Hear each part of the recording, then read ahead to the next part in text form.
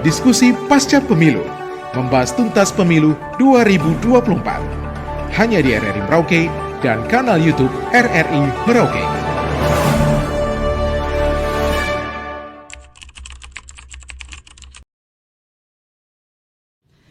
Yang pertama, saya ingin menyampaikan Bung Franky dulu bahwa ada satu moto Ketua DPD kami, Bapak Jeffrey Cahyadiputra.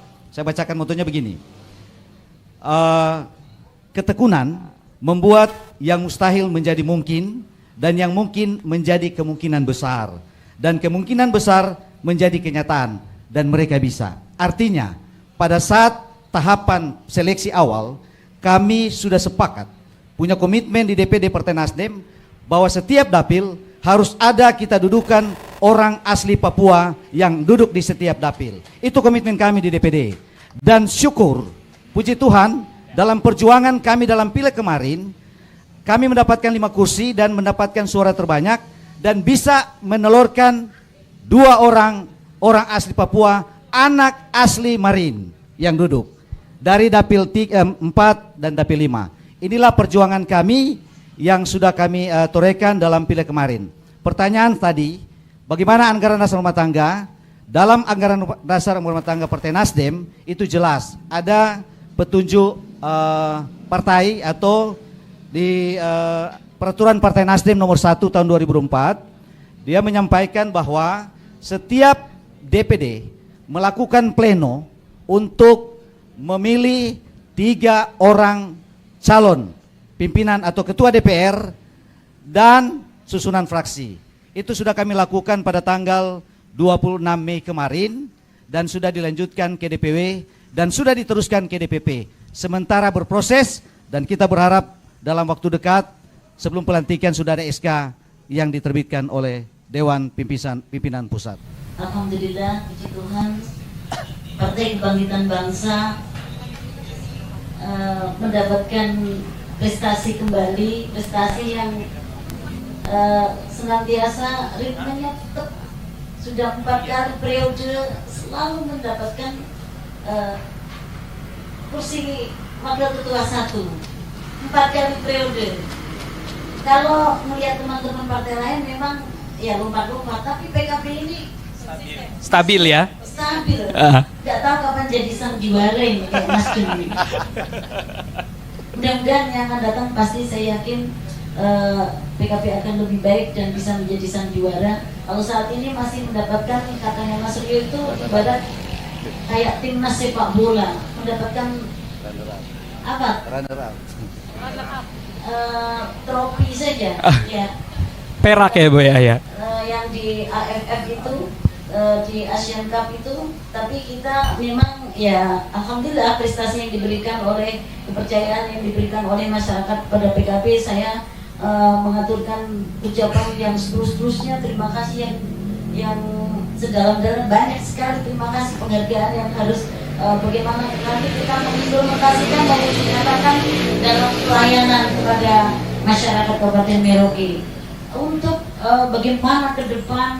Mungkin sabar para konstituen Partai Kebangkitan Bangsa, masyarakat Kabupaten Merauke, pasti nanti DPP PKB akan mengadakan UKK, uji kelayaan dan kepatutan, sesuai juga dengan pasal di dalam ADRT kami, pasal 15 ayat 2, yang nantinya seluruhnya itu akan diatur oleh kebijakan-kebijakan partai, dan kita sebagai pengurus partai harus tunduk kepada DPP Partai Kebangkitan Bangsa yang memiliki legalitas partai kita ini. Kalau kami dari PD Perjuangan, kami selalu melakukan itu sesuai dengan ADRT partai.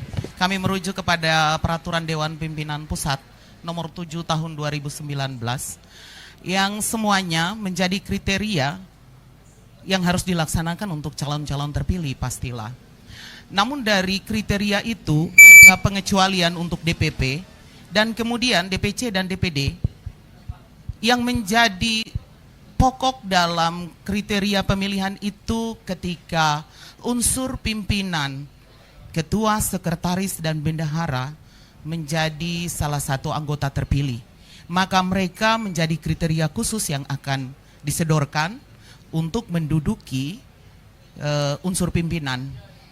Kalau PDI Perjuangan tahun ini puji Tuhan kami dari yang tadinya 2, 4 dan tahun ini kami bisa merebut 5 kursi dan kami bisa berada di posisi salah satu wakil ketua DPR nanti. Untuk regulasi partai pastilah kami merujuk kepada tadi.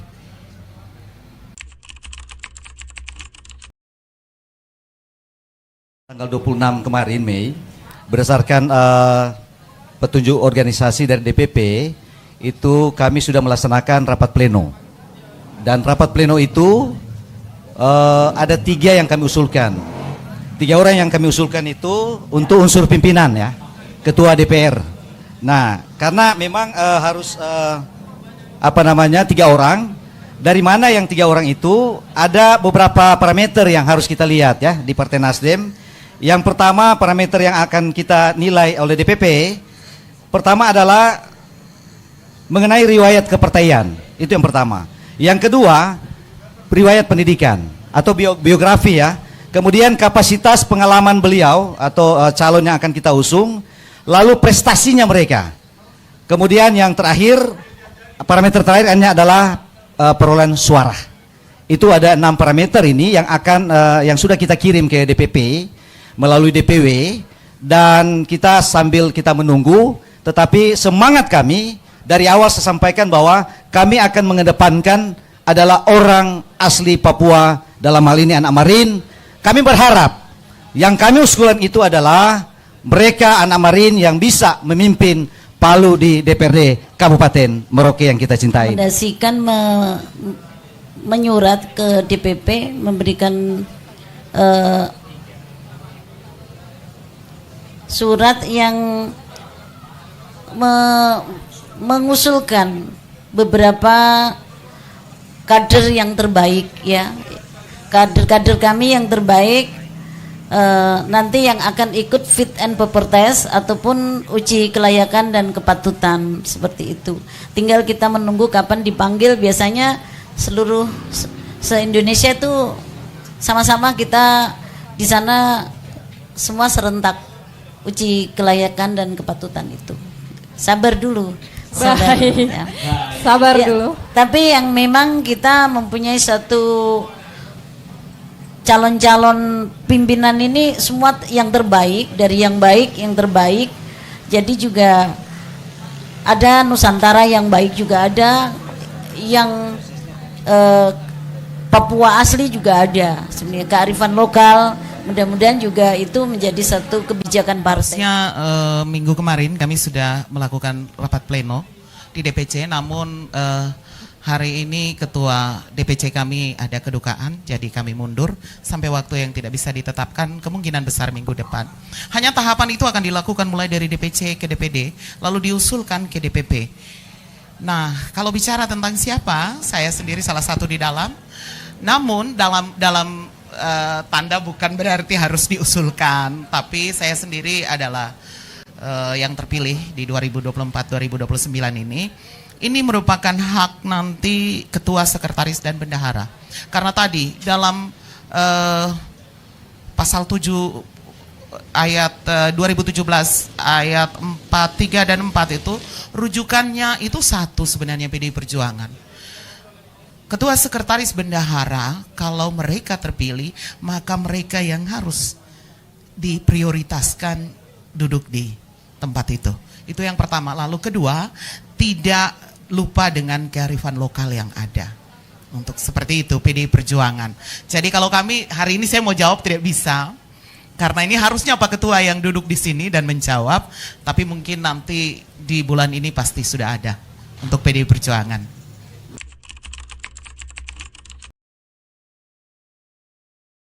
Hal yang luar biasa dari kami, komitmennya luar biasa. Bukan hanya kami dengar, tetapi apa yang disampaikan di DPW dan hari ini disampaikan dalam acara publik ini kan luar biasa. Maka tentu kami nanti diputuskan seperti apa, maka kita balik pada komitmen. Kemudian yang berikutnya di kedua partai sama selain partai internal, maka tugas saya sebagai pemuda hari ini adalah fungsi kontrol. Jangan bosan-bosan setiap kali kalau besok kami datang ke kantor, karena suara rakyat adalah suara Tuhan, maka kami akan melakukan suara Tuhan itu untuk menagihkan janji seperti itu. Jadi hari ini silakan, kami tidak bisa intervensi ke dalam aturan partai politik karena masing-masing mempunyai kanan dasarnya masing-masing untuk mengatur rumah tangganya masing-masing. Tugas kami adalah kami kontrol siapapun yang duduk menjadi pimpinan, maka titipan dari masyarakat bagaimana perwakilan rakyat seperti itu yang kami harapkan. Jangan sampai suara rakyat yang selalu digaungkan sebagai populis seperti suara rakyat adalah suara Tuhan, tetapi rakyat menjadi korban dari kebijakan Pak itu yang duduk di kursi yang begitu luar biasa. Ya, bagaimana orang-orang yang nanti bagaimana mereka selalu melihat nasib rakyat itu? Bagaimana melihat 179 tahun 22 yang ada di Kabupaten Merauke, khususnya di wilayah Provinsi Papua Selatan? Tentu banyak harapan yang menjadi kendala hari ini. 5 tahun apakah akan sama dengan 5 tahun sebelumnya? Nah, 5 tahun dari sekarang hari ini sampai 5 tahun ke depan itu perubahan yang luar biasa khusus untuk keluarga masyarakat Kabupaten Merauke dari Kono sampai Bigur, itu yang diharapkan. Maka sekali lagi untuk para pimpinan partai politik dan semua yang terpilih menjadi anggota dewan, mari kita sama-sama memperbaiki sistem yang ada di dalam pemerintah. Tugas DPR adalah fungsi kontrol kebijakan-kebijakan pemerintah yang tidak pro terhadap rakyat, maka tugas DPR untuk hadir mengawal dan mengkritisi kebijakan-kebijakan yang tidak berpihak kepada masyarakat akar. Mungkin itu yang boleh saya sampaikan. Terima kasih. Kita bicara pergelangan pasca pemilu, pertama kami dari HMI juga mengucapkan terima kasih pada KPU sudah sukses untuk melaksanakan pemilu di Kabupaten Merauke. Namun kepada para partai pemenang, ada sedikit pertanyaan dari kami. Saya ingat betul 2020 sampai dengan detik ini 2024, sebagai kandidat pemuda yang kritis hari ini kita berbicara mengenai kondisi Kabupaten Merauke, mengenai bagaimana proyeksi-proyeksi pembangunan daripada DPRD Kabupaten Merauke nantinya. Yang ingin saya pertanyakan sini cuma 3 hal. Bagaimana proyeksi DPRD dapat menggalak aspirasi masyarakat sesuai dengan amanat Undang-Undang nomor 17 tahun 2014 tentang fungsi pengawasan. Karena hari ini kita belum melihat bagaimana DPRD melihat kondisi strategis masyarakat hari ini. Setiap tahun paling kurang 3.000 pemuda itu mengalami kekurangan lapangan pekerjaan dan sebagainya. Dan sampai hari ini menjadi euforia saja tentang PKB menang, Nasdem juga menang, PDIP seperti mempertahankan kursinya. Namun masyarakat di bawah hanya menjadi objek daripada kepentingan politik. Pertanyaan kedua saya sederhana, bagaimana proyeksi DPRD Kabupaten ini nantinya melihat apa yang menjadi program prioritas dalam legislasi nasional? Karena kita tahu DPR pasti akan membahas itu dan juga menyusun bagaimana nantinya proyeksi pembangunan yang ada di Kabupaten Merauke. Mungkin pertanyaan itu saja bisa saya sampaikan. Sekian dan terima kasih. Dari PMKRI tadi pertanyaan luar biasa. Memang itu komitmen kami dari PMKRI ya tadi, bahwa kami bersyukur bahwa dari 5 dapil itu semua kami ada perwakilan orang asli Papua di situ. Tapi ada 2 dapil yang bisa menelurkan 2 orang asli Papua, dalam hal ini anak Marin. Nah, yang menarik di sini ada 1 yang memang hasil dari sekolah kami, sekolah Nasdem, yaitu Akademi Bela Negara Partai Nasdem, yaitu Saudara Paskalis Mamudiwa yang dari distrik Tamboji. Ini luar biasa, dan komitmen kami ketika kami sudah atau mereka ini nanti yang terpilih duduk di lembaga yang terhormat atau DPRD, maka ada 3 tugas fungsi yang akan mereka lakukan di situ. Yang pertama sebagai fungsi legislasi, yaitu bagaimana mereka bisa mengawal seluruh perda-perda yang ada. Seperti ya saya menjawab dari Haimi tadi, seluruh perda yang ada, perda yang menguntungkan kepada masyarakat, memihak kepada masyarakat kecil, itu harus dikawal oleh kita DPRD. Yang kedua, fungsi budgeting. Anggaran yang sekarang kurang lebih 2,4 triliun lebih, Itu harus kita kawal. Ya, kita harus kawal bagaimana kita memanage anggaran yang sebesar 2 triliun sekian. Bagaimana pengawasan kita DPRD? Nah, itu ada di fungsi pengawasan. Ketika kita masuk dalam menetapkan anggaran itu, pasti kita harus mengundang semua pihak yang terkait. Bahkan kami juga setiap tahun ada 3 kali kami Dewan turun ke bawah. Untuk apa? Menerima aspirasi masyarakat supaya kita aktualisasikan dalam perjuangan di dalam lembaga Dewan yang terhormat itu. Oleh sebab itu maka tidak mustahil bagi kami-kami yang nanti duduk di DPRD nanti, mereka harus melaksanakan tugas 3 pokok tadi itu, yaitu fungsi legislasi, budgeting, dan fungsi kontrol atau pengawasan. Ini yang harus dilakukan oleh kita. Nah, di Nasdem ada menarik di sini. Kami sebelum masuk dilantik di Dewan Perwakilan Rakyat Daerah, itu disekolahkan dulu.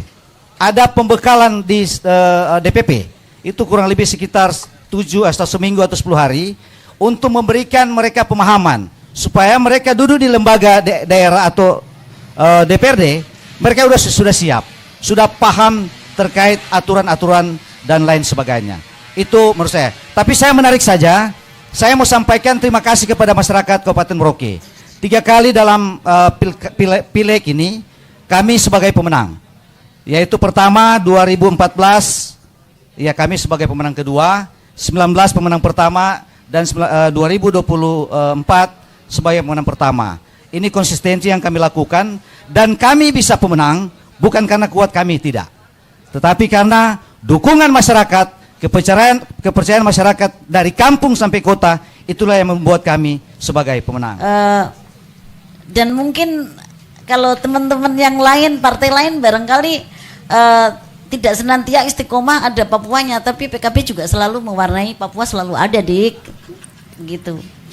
Dan kita juga mempunyai satu moto ya, mungkin juga sebelum menjawab dari adik-adik HMI tadi, bahwa selalu memegang teguh yang mau dipersiapkan menjadi pemimpin ini sudah diberi bekal oleh para kiai-kiai kita, para tokoh-tokoh kita, yaitu apa, dalam bahasa Arab itu tasyarruful imam ala ra'iyah manutun bil maslahah, bahwa kiprah seorang pemimpin itu harus dan wajib hukumnya memegang teguh demi kemaslahatan, demi kesejahteraan, dan demi keadilan untuk masyarakat. Itu wajib, itu pasti akan didoktrin habis-habisan seperti itu. Terus tadi yang ditanyakan oleh adik HMI itu nanti keterkaitan tugas dan tanggung jawab mungkin pimpinan DPRD yang akan kita usung ya. Tentunya pasti nanti juga akan digembleng seperti itu. Tugas dan fungsi DPR ya tadi sesuai apa yang disampaikan oleh saudara saya Bapak Dewan Johan Paulus yang ganteng ini. Teman-teman saya sharing luar biasa, Ketua Bapilunya Nasdem ya. Terima kasih sudah menjadi pemenang, dan kita selalu ini ya, berteman walaupun nanti di saat kompetisi tapi tetap memegang teguh persaudaraan, itu harus dijunjung tinggi seperti itu. PDIP yang kemungkinan nanti juga di antara kita pasti ada yang koalisi dalam pemenangan pilkada seperti itu. Tidak apa-apa, semua demi untuk masyarakat Merauke, insya Allah seperti itu. Insya Allah HMI kawal juga anak muda, tidak hanya mengkritisi, tidak hanya koar-koar, tapi juga berbuat. Ibda bin nafsik, contohi dari diri sendiri. Niscaya kalau kita sudah mencontohi, sebelah kita juga ikut kita, dan sudah terus banyak orang-orang baik seperti itu. Kita di DPR juga seperti itu. Mudah-mudahan senantiasa Tuhan memberikan petunjuk, bimbingan ya, maunah kepada para pejabat pemangku kepentingan, pemangku kebijakan, sehingga betul-betul tidak melenceng sesuai rel yang Tuhan gariskan. Dan tentu Merauke, Papua Selatan akan menjadi makmur, negeriku jaya seperti itu. Kalau kita bicara komitmen, sebenarnya partai tua dan partai besar seperti PDI Perjuangan hari ini kalau bicara tentang kader, kami bukan cuma menyiapkan di saat pesta pemilu. Sekolah kader itu selalu kami lakukan setiap tahun, dan itu dia berjenjang. Oke.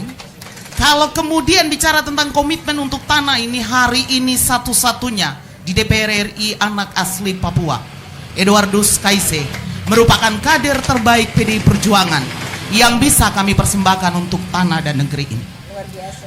Nah, kalau kita kembali lagi kepada tadi teman-teman anak-anak muda, saya juga berharap sama seperti Ibu Al.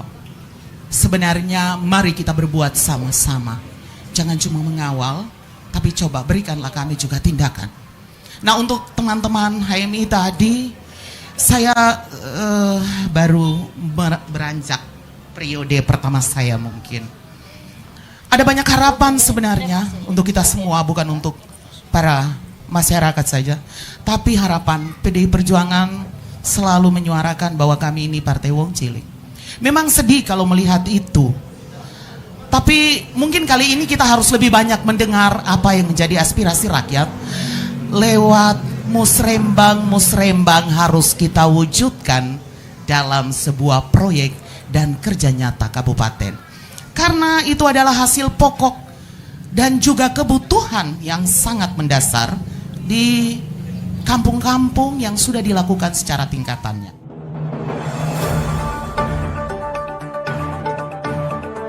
Terima kasih baru saja Anda mengikuti diskusi pasca pemilu RRI Merauke.